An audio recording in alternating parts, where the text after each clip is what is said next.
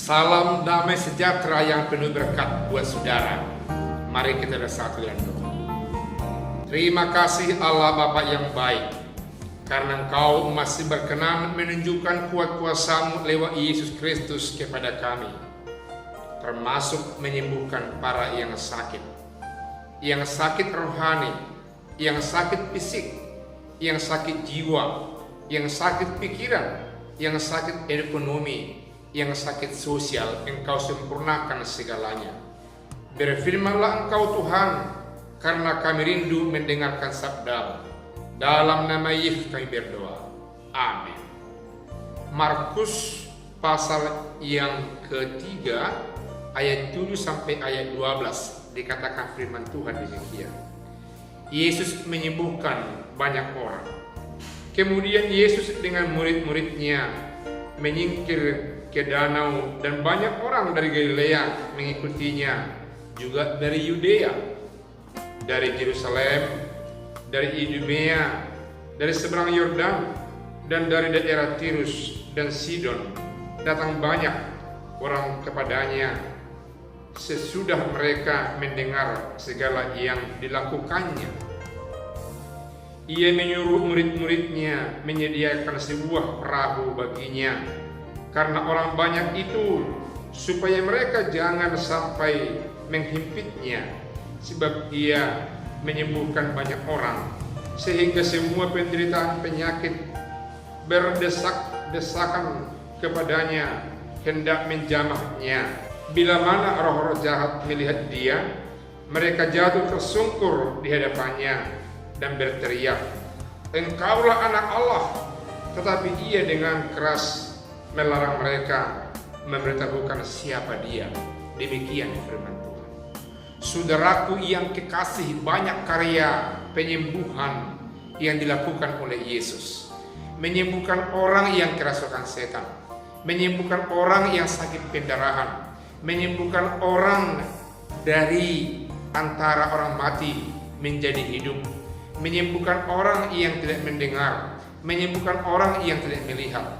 Berita ini begitu marak menyusup, mulai dari kota masuk ke daerah sampai kepada perkampungan-perkampungan.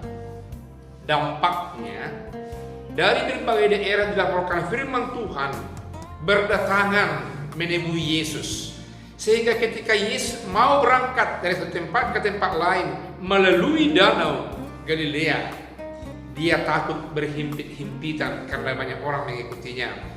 Lalu dia mencari perahu tersendiri untuk berangkat ke tempat lain. Tapi masih saja banyak orang rindu datang untuk menghampiri Yesus. Saudaraku yang kekasih, yang diperlihatkan pada firman Allah ini, pertama, bahwa Yesus adalah sumber kesembuhan.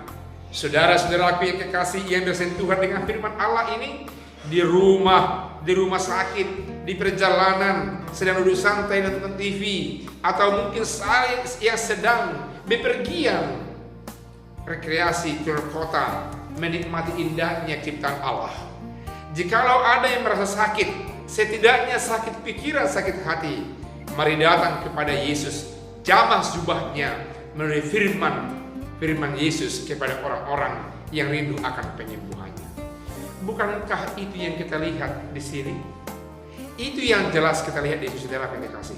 Banyak orang yang berjubel datang kepadanya dan tidak mampu datang dekat untuk berbicara dengan dia.